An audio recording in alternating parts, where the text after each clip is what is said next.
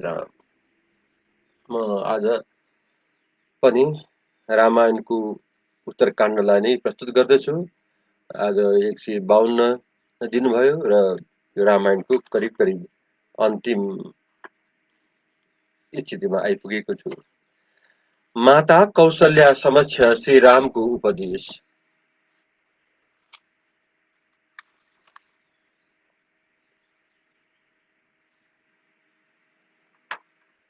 एक दिन जब श्री रघुनाथजी एकान्तमा मधुपानमा मग्न हुनुहुन्थ्यो, प्रिय भाषिणी कौशल्याजीले उहाँलाई साक्षात् नारायण जानेर अति भक्तिभावले उहाँ भएको ठाउँमा आउनुभयो। मैले यो भाग अति सुरु गरेको सकेको थिएँ। यसबाट सुरु गरेर रामको समक्ष काल आएर आफ्नो परिचय दिँदै थियो।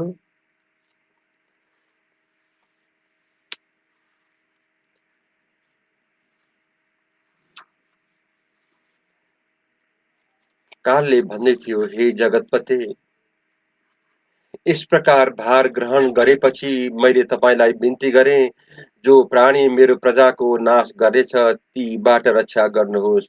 अनि तपाईँ कश्यपजी कहाँ वामन रूपधारी विष्णु भगवान हुनुभएर प्रकट हुनुभयो र राक्षसहरूको नाश गरिकन तपाईले पृथ्वीको भार उतार्नुभयो।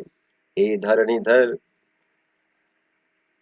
त्यो बेला पनि सारा प्रजालाई उच्छिन्न भएको देख्नु भएर तपाईले रावणको वध गर्नलाई मर्त्य लोकमा आउनु भएको थियो। यहाँ रहनलाई तपाईले पूर्वकालमा देवताहरूसित 11 सहर्ष वर्षको समय निश्चित गर्नुभएको थियो। त्यो तपाईको मानव शरीरको आयु पूर्ण हुनुको साथै तपाईको त्यो मनोरथ पूर्ण भइसक्यो। अब तापस रूपले काल तपाई कहाँ आएको छ। यदि अहिले हजुरको विचार केही दिन अरू राज्य गर्ने भए त्यसैमा शुभ होस्, त्यसै गरी बक्सियोस्। यस्तो कुरा पितामह ब्रह्माजीले आज्ञा गर्नुभएको छ। हे जितेन्द्रिय, यदि तपाईको विचार पनि देवलोक जानु हुने भए तपाईँ विष्णु भगवानले सनाथ भएर देवगण निश्चित हुनेछन्। कालको मुखबाट ब्रह्माजीका यी कुरा सुन्नु भएर श्री रामजी हाँस्नुभयो र सबलाई अन्त गर्ने काललाई भन्नुभयो, मैले तिम्रो सबै कुरा सुने। उहाँ मेरो पनि अत्यन्त इष्ट हुनुहुन्छ। तिमी आएको हुनाले मलाई बडो सन्तोष भएको छ। मेरो अवतार तिनै लोकको कार्य गर्न हुनेछ। तिम्रो कल्याण होस्। अब म जहाँबाट आएको थिएँ त्यही फेरि जान्छु। मेरो सारा मनोरथ पूर्ण भए यसमा मैले विचार गर्ने कुरा छैन। हे पुत्र, देवगण मेरो सेवक हुन्, जस्तो कि ब्रह्माजीले भन्नुभएको छ। मायाले उहाँको सबै कार्यमा अवश्य तत्पर रहनु पर्दछ। यस्तो किसिमको वार्तालाप रहेको समयमा मुनिवर दुर्वासाजी रघुनाथजीको दर्शन गर्ने इच्छाले शीघ्रताका साथ राजद्वारमा पुग्नुभयो। त्यहाँ दुर्वासा मुनिले लक्ष्मणजी कहाँ आएर भन्नुभयो, मलाई तुरुन्त नै महाराज श्री रामसित भेट गराऊ। मेरो उहाँसित एउटा अत्यन्त आवश्यक कार्य पर्न आएको छ। यो कुरा सुन्नु भएर श्री लक्ष्मणजीले उहाँ अग्निको समान तेजस्वी मुनिसित भन्नुभयो, यो समय महाराज रामसित तपाईको के काम छ?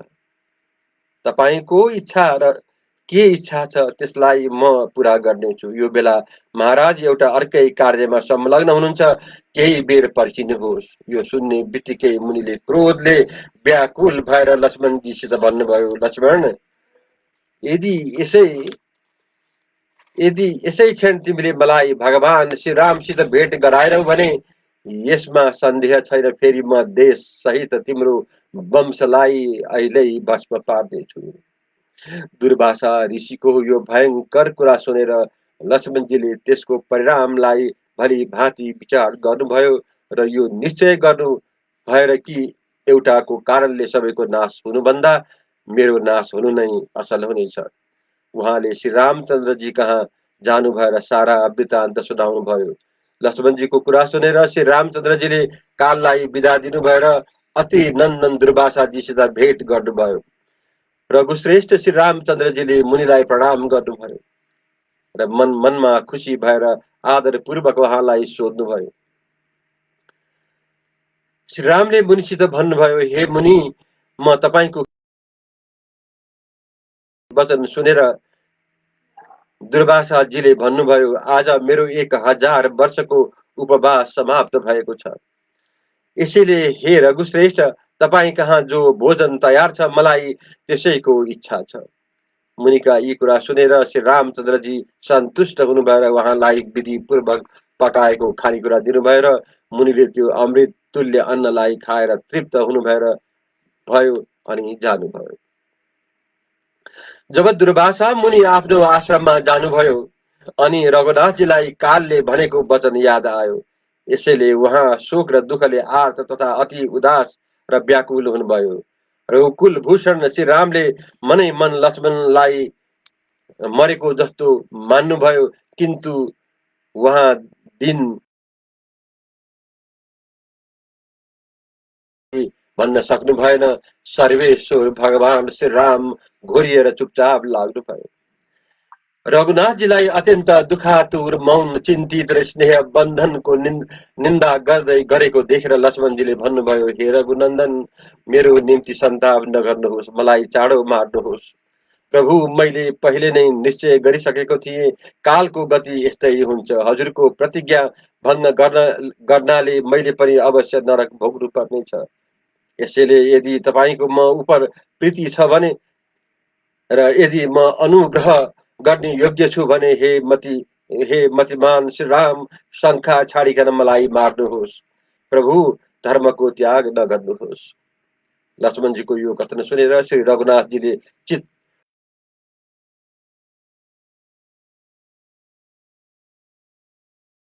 सुनाउनु भयो। प्रभु श्रीरामले दुर्वासाको आगमन, कालको भाषण र आफ्नो प्रतिज्ञा यी सब कुरा उहाँसित बिन्ती गर्नुभयो। श्री रामचन्द्रजीको कथन सुनेर पुरोहित वशिष्ठजीले सहित समस्त मन्त्रीहरूले अनायास नै सबै कार्य गर्ने भगवान श्री रामसित हात जोडिकन भन्नुभयो, प्रभु, पृथ्वीको भार हर्ने हजुरको लक्ष्मणजीसित पहिले नै वियोग हुनु निश्चित छ। यो कुरा हामीहरूले ज्ञान दृष्टिले जानिसकेका छौँ।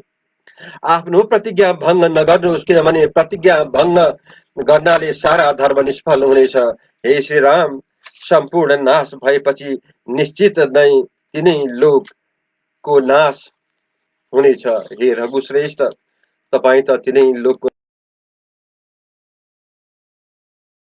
त्याग गरिकन तिनै लोकको रक्षा गर्नुहोस्। रघुनाथजीले सभामा धर्मार्थ युक्त र निर्दोष वचन सुनेर तुरुन्त लक्ष्मणसित भन्नुभयो, लक्ष्मण, तिम्रो जहाँ इच्छा छ त्यहाँ जाऊ, जसबाट धर्म संशय उपस्थित नहोस्। सत्य पुरुषको निम्ति बध।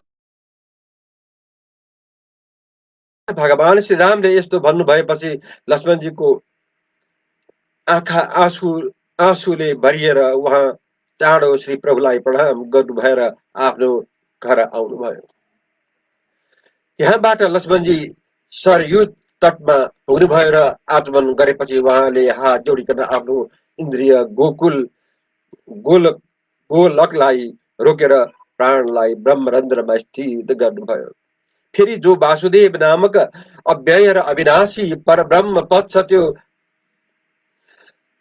परम धामको चित्तमा ध्यान गर्नुभयो। निरोध गरेपछि अग्निको सहित समस्त देवताहरूले लक्ष्मणजी उप पुष्प वर्षाएर उहाँकै स्तुति गर्न लागे। यसै बेला इन्द्रले कुनै देवताहरूले पनि नदेख्ने गरी उहाँलाई सशरीर स्वर्गमा लैजानु भयो। चतुर्थाम देख्नु भएर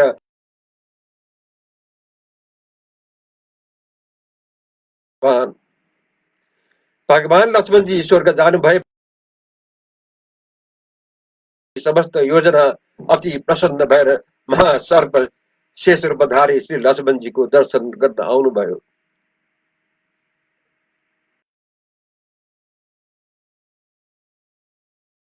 वैकुण्ठ प्रवेश। श्री महादेव त्यागिदिनु भएपछि त दुखातुर भएर हुनु भएर मन्त्रीहरू वेद वेत्ताहरू वशिष्ठजीसित यस प्रकार भन्नुभयो, आज महामती भरतलाई राज तिलक पहिराएर म पनि लक्ष्मणजीको मार्गमा अनुसरण गर्नेछु। रघुनाथजीले यस्तो भन्नुभएपछि पुरवासी तथा देववासी देशवासीहरू दुखातुर भएर फेदमा काटेको वृक्षको समान पृथ्वीमा लडे। श्री रामचन्द्रजीको कुरा सुनेर भरतजीलाई पनि मूर्छा आयो। उहाँले पनि रघुनाथजी समक्ष राज्यको निन्दा गर्दै यस प्रकारले विन्ती गर्नुभयो, हे रघुश्रेष्ठ, म सत्यको शपथ लिएर भन्छु, हे प्रभु,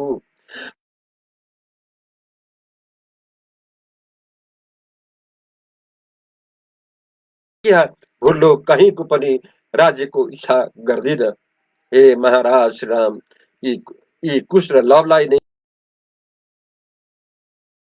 वीरवर कुशलाई र उत्तर कोशलमा लवलाई राजा बनाउनुहोस्। शत्रुघ्नलाई ल्याउन शीघ्र दूत पठाउनु उचित होला,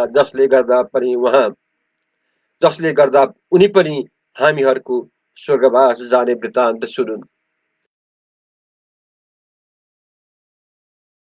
भयभीत भए।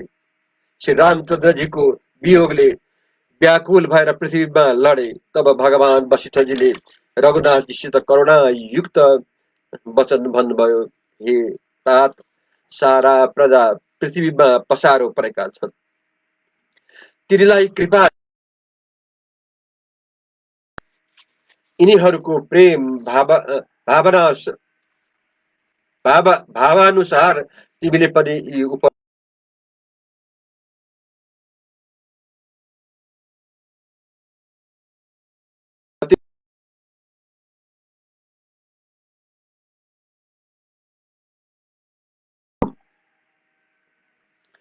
प्रजाजनले हात जोडिकन रघुनाथजीसित भक्तिपूर्वक भने, हजुर जहाँ जान चाहनुहुन्छ हामीहरू पनि त्यही तपाईँको अनुगमन गर्छौं। यही नै हामीहरूको सबैभन्दा ठूलो प्रसन्नता। हृदयमा तपाईँको अनुगमन गर्ने नै दृढ। तपाईँ तपोवन, नगर, स्वर्ग आदि कहीँ जानुहोस्, हामीहरू पनि श्री पुत्रादिले सहित सर्वथा तपाईँकै अनुसरण गर्नेछौँ। रघुनाथजी कालको वचन सम्झेर आफ्ना भक्तपुरवासीलाई हुन्छ भनिदिनु भयो। फेरि यस्तै निश्चय गर्नु भएर प्रभु श्रीरामले उसै दिन कुश र लवलाई आफ्नो आफ्नो राज्यमा पठाइदिनु भयो। प्रत्येकलाई 8,000 रथ, 1,000 हात्ती र 8,000 घोडा दिनुभयो तथा धेरै रत्न धन हृष्ट पुष्ट मनुष्यहरूलाई साथमा पठाइदिनु भयो।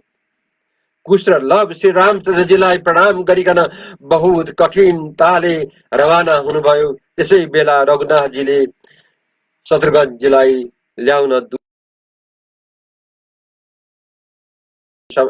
कालको आगमन, दुर्वासाजीको करतूत, लक्ष्मणजीको महाप्रयास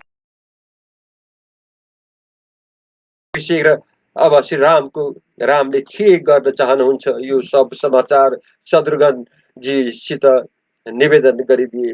यस प्रकार दूतको मुखबाट आफ्नो कुलको नाशको समाचार सुनेर शत्रुघ्नजी अति व्याकुल हुनुभयो। किन्तु फेरि धैर्य धारण गरिकन तुरुन्त आफ्ना दुवै पुत्रहरूलाई बोलाउनु भएर तिनीहरूमध्ये महाबली सुबाहुलाई मथुरामा र युपकेतुलाई विदिशा नगरीको राज्यमा अभिषिक्त गरिकन आफू बहुतै चाँडो रघुनाथजीको दर्शनको निम्ति अयोध्यामा जानुभयो। अयोध्या पुगेपछि शत्रुघ्नले आफ्नो तेजले अग्निको समान देदीप्तमान महात्मा श्री रामलाई वरिपरिबाट चिरञ्जीवी ऋषिहरूले घेरिरहेको देख्नुभयो। महामती शत्रुघ्नले लक्ष्मीपति श्री रघुनाथजीलाई प्रणाम गर्नुभयो। फेरि हात जोडिकन ती धर्मयुक्त वाक्य भन्नुभयो, हे कमल नयन, अब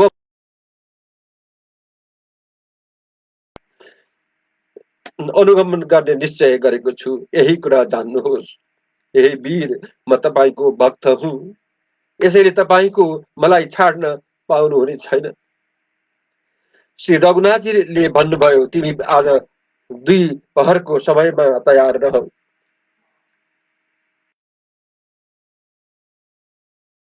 इच्छा अनुसार धारण गर्ने बानर, भालु, राक्षस, गोपुच्छ बानर र हजारौंको संख्यामा कुदेर आए तथा ऋषि र देवताहरूको पुत्र रूप ती समस्त बानर राक्षसगण रघुनाथजीको निर्णय सुनेर उहाँसित बिन्ती गर्न लाग्नुभयो। तिमी आज 2 पहरको बिन्ती गर्न लाग्नुभयो। प्रभु, तपाईले हामीहरूलाई पनि तपाईकै पछि लाग्ने कटिबद्ध सम्झिनुहोस्। यतिकैमा महाबली सुग्रीवले पनि यथावत प्रणाम गर्नुभएर भक्तवत्सल रघुनाथजीलाई भन्नुभयो, हे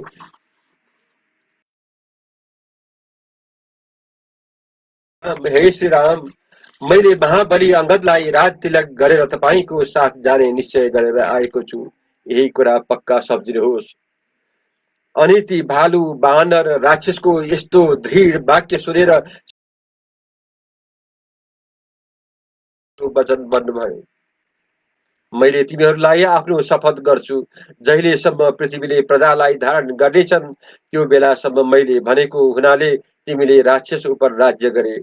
अब तिमी मैले गरेको यो व्यवस्थाको विषयमा कुनै उत्तर नदिए। विभीषणसित यस प्रकार भन्नुभएर उहाँले हनुमानजीलाई भन्नुभयो, हे मारुते, तिमी धेरै समयसम्म जीवित रहौ, मेरो पूर्व आज्ञालाई मिथ्या नपारे। फेरि जाम्बवानसित भन्नुभयो, तिमीहरू द्वापरको अन्त्यसम्म रहे, त्यति बेला कुनै कारणवश मेरो साथ तिम्रो युद्ध हुनेछ। त्यसपछि रघुनाथजीले शेष सबै भालु, बानर र राक्षसहरूलाई दयापूर्वक भन्नुभयो, तिमीहरू सबै मेरो साथ हिँड। भोलिपल्ट सबेरै नै विशाल हृदय कमल नयन भगवान श्री रामले पूज्य पुरोहित वशिष्ठसित भन्नुभयो, हे गुरु, मेरा अगाडि अग्निहोत्र आवाहनीय यादि अग्नि चलुन्। अनि वशिष्ठजीले बडो विधिपूर्वक समस्त करोडौं चन्द्रमाको समान कान्तिमान भगवान श्री राम रेशमी वस्त्र धारण गर्नुभएको, कुशको पवित्र हातमा पहिरनु भएको तथा महान प्रयाणमा चित्त लगाउनु भएर नगरबाट यस प्रकार बाट चन्द्रमा निस्किन्छ। उहाँको बायाँतिर हातमा श्वेत कमल लक्ष्मीजी चल्नुभयो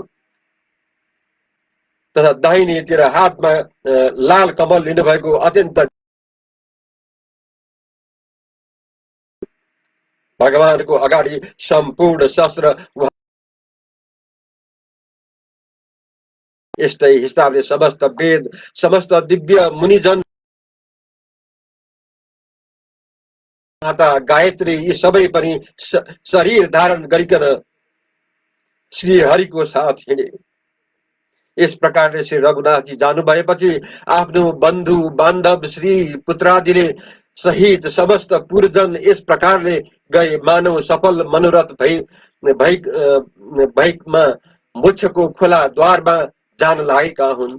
फेरि रनिवास सेवक गण श्री शत्रुघ्नले सहित भरतजी पनि जानुभयो। उहाँको पछि पछि मुख्य क्षेत्रीय, वैश्य, शूद्र, अन्य अति जाति सबै अति हर्षपूर्वक गए। फेरि सुग्रीव पछि श्रेष्ठ वानरहरू स्नान आदिले शुद्ध भइकन श्री रामचन्द्रजीको जय आदि मंगल शब्द गर्दै गए। तिनीहरू मध्ये कुनै पनि संसारको दुखले दुखी, दिन अथवा वाक्य विषयमा आसक्त थिएनन्। ती सबै परमानन्द स्वरूप भगवान श्री रामको अनुगामी, संसारबाट उपराम भइकन आफ्नो पशु र नोकर चाकरले सहित रघुनाथजीको साथ गए। जो प्राणी कहिले पनि देखा पर्ने थिएनन् तथा जति स्थावर जंगम जीवहरू थिए, ती सब संसारबाट विरक्त भएर एक मात्र परमेश्वर अनन्त शक्ति साक्षात परमात्मा श्री रामको साथमा गए। त्यो समय अयोध्यामा यस्ता कोही जीव थिएनन् जो भगवान श्री राममा चित्त लगाएर उहाँको अनुगामी नभएको होस्। महाराज श्री रामचन्द्र जानुहुने बित्तिकै त्यो सारा नगर शून्य भयो। नगरबाट धेरै टाढा निस्किसकेपछि रघुनाथजीले विष्णु भगवानको नेत्रबाट प्रकट भएको नदी देख्नुभयो। भगवान श्री रामचन्द्र स्मरण गर्ने बित्तिकै पवित्र हुनुहुने तिनलाई देख्नुभयो र बडो प्रसन्न हुनुभयो र फेरि सम्पूर्ण जगत आफ्नो हृदयमा देख्नुभयो। यसै बेला त्यहाँ पितामह ब्रह्माजी तथा अन्य समस्त देवता ऋषि सिद्धगण आए। त्यो समय आकाशमा देवगण विराजमान भएका थिए। सूर्यको समान तेजस्वी करोड विमानले अनन्त पार आकाश खचाखच भरियो। तिनीहरूको प्रकाशले प्रज्वलित भएर त्यो स्वयं पनि देदीप्यमान भयो। यसको अतिरिक्त पुण्य लोकबाट आएकाहरू पुण्यवानहरूमा श्रेष्ठ तथा महात्माहरूमा पनि महान स्वयं प्रकाशमय दिव्य पुरुषहरूले पनि आकाश मानव ढाकियो। त्यो बेला सुगन्धमय वायु चल्न लाग्यो र कुसुम समूहको निरन्तर वर्षा हुन लाग्यो। अनि देवताको मृग नाद र विद्याधर तथा किन्नरहरूको गाना भइरहेको बेलामा अनन्त शक्ति भगवान श्री रामले एक बाजी सरयुको जल आचमन गर्नुभयो र जलले उहाँको परिक्रमा गर्नुभयो। त्यो बेला ब्रह्माजीले हात जोडिकन भगवान श्री रामसित बिन्ती गर्न लाग्नुभयो, हे परमात्मन, तपाईँ सबैको स्वामी नित्यानन्दमय सर्वत्र परिपूर्ण र साक्षात विष्णु भगवान हुनुहुन्छ। आफ्नो एकमात्र ईश्वरीय तत्त्वलाई तपाईँ नै जान्नुहुन्छ। तथापि हे अखिलेश्वर, तपाईँले म दासको निवेदन पूर्ण गरिदिनु भयो। त्यो ठीक नै हो, किनभने हे विद्वान, तपाईँ भक्तवत्सल हुनुहुन्छ। हे प्रभु, अब तपाईँ भाइहरू सहित आफ्नो आदि विग्रह विष्णु देहमा प्रविष्ट हुनुभएर देवताहरूको रक्षा गर्नुहोस्। अथवा यदि तपाईँको अरू कुनै शरीर प्रिय छ भने त्यसैमा प्रवेश गर्नुभएर हामीहरू सबैको पालना गर्नुहोस्। तपाईँ देवाधिपति विष्णु भगवान हो, जो कुरालाई मैले सिवाय कसैले जान्दैन। हे देवेश, तपाईलाई हजारौं बार नमस्कार छ। तपाईँ प्रसन्न हुनुहोस्, तपाईँलाई फेरि पनि नमस्कार छ। अनि पितामह ब्रह्माजीको प्रार्थनाले महातेजोमय भगवान श्री राम सब देवताहरूले हेर्दा तिनीहरूको दृष्टिलाई चलेर चक्रादि आयुधले युक्त चतुर्भुज रूप हुनुभयो। लक्ष्मणजी अद्भुत फण धारण गर्नुभयो र भगवानको सैया स्वरूप शेषनाग हुनुभयो। तथा कैकेयी पुत्र भरत लवणान्तक शत्रुघ्न दिव्य चक्र र शङ्ख हुनुभयो। सीताजी त पहिले नै लक्ष्मीजी हुनु भइसकेको थियो। भगवान श्री राम पुराण पुरुष विष्णु भगवान नै हुनुहुन्छ, जो उहाँ भाइहरूले सहित आफ्नो पूर्व शरीरको तेजमय दिव्य स्वरूप भएको हुनुभयो। फेरि उहाँ विष्णु भगवान कहाँ चारैतिर इन्द्रादि देव सिद्ध मुनि यक्ष ब्रह्मा आदि प्रजापति गण आए र उहाँ परमेश्वरको स्तोत्र स्तुति गर्दै पूजा गर्न लागे र आफ्नो मनोरथ पूर्ण भएको हुनाले मनै आनन्द भए। अनि महात्मा विष्णु भगवानले ब्रह्माजीलाई भन्नुभयो, यी सब मेरा भक्त र ममा नै प्रीति राख्ने हुन्। मेरो साथै यी सबै पनि स्वर्ग जान चाहन्छन्। यिनीहरू मध्ये जो तिर्यक शरीरधारी छन् ती पनि बहुतै पुण्यात्मा छन्। यी सबै वैकुण्ठ समान उत्तम लोकमा प्राप्त हुन्। मेरो आज्ञाले तपाईँ शीघ्र त्यहाँ तिनीहरूलाई प्रवेश गराइदिनुहोस्। भगवानका यी वचन सुनेर ब्रह्माजीले भन्नुभयो, भगवान, तपाईको भक्तिले युक्त महापुण्यशालीहरू मेरो लोकभन्दा पनि माथि अत्यन्त दीप्तिशाली विचित्र भोगहरूले सम्पन्न शान्तानिक लोकमा प्राप्त हुन्। हे श्री राम, अरू पनि जो मानिस मर्ने बेलामा तपाईको पवित्र नाम लेलान् अथवा जो भुलेर पनि तपाईको भजन गर्लान् लोकमा जानेछन्। यो कुरा सुनेर सबै बानर राक्षसादि अति प्रसन्न भएर जल स्पर्श गरिकन शरीर छाड्न लागे। ती भालु बानर आदि सब जसको अंशबाट उत्पन्न भएका थिए ती देवताहरूको पूर्ण रूपमा नै मिले। बानर राज सुग्रीव सूर्यको वीर्यबाट उत्पन्न भएका थिए, अत ती सूर्यमा लीन भए। तदन्तर अयोध्या निवासीहरू सरयुको जलमा डुबी मनुष्य देहलाई त्यागिकन दिव्य विभूषण भइकन विमानमा चढेर शान्तनिक नामका लोकमा पुगे, जो तिर्यक योनिहरूमा उत्पन्न भएका थिए। कुकुर सुँगुर आदि ती पनि भगवान श्री रामको दृष्टि पर्ने बित्तिकै जलमा डुबेरै स्वर्गलोकमा गए। जो देशवासीहरू यो सबै कौतुक हेर्न आएका थिए, ती पनि श्री रामचन्द्रजीको दर्शन गरिकन संसारको आसक्तिलाई छाडेर लोक गुरु परमेश्वर भगवान विष्णुको स्मरण गर्दै जल स्पर्श गरिकन अनायास स्वर्गमा गए।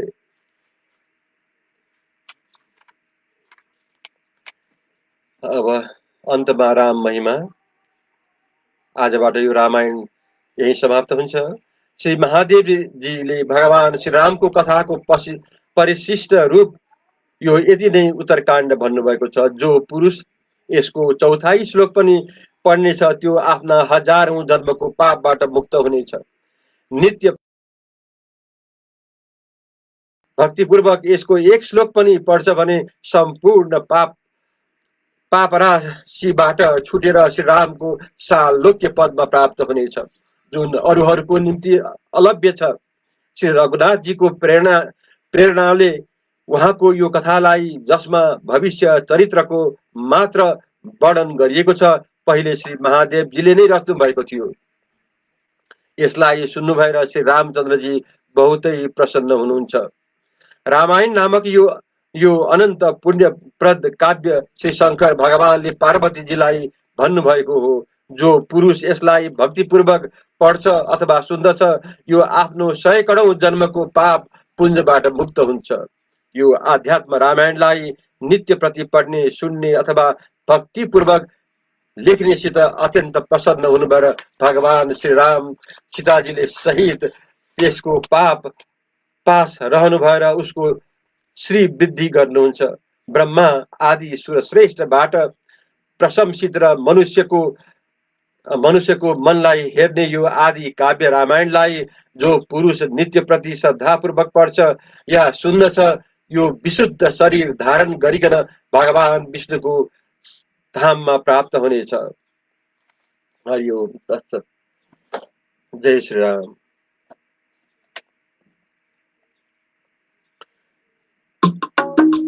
हरे राम हरे राम, हरे हरे, हरे कृष्ण हरे कृष्ण, कृष्ण कृष्ण हरे हरे, हरे राम हरे राम, राम राम हरे हरे, हरे कृष्ण हरे कृष्ण, कृष्ण कृष्ण हरे हरे, हरे राम हरे राम, राम राम हरे हरे, हरे कृष्ण हरे कृष्ण, कृष्ण कृष्ण हरे हरे, हरे राम हरे राम, राम राम हरे कृष्ण हरे कृष्ण, कृष्ण कृष्ण हरे हरे, हरे राम हरे राम, राम राम हरे हरे, हरे कृष्ण हरे कृष्ण, कृष्ण कृष्ण हरे हरे, हरे जय श्री राम। भगवान आजबाट रामायण पाठ यही नै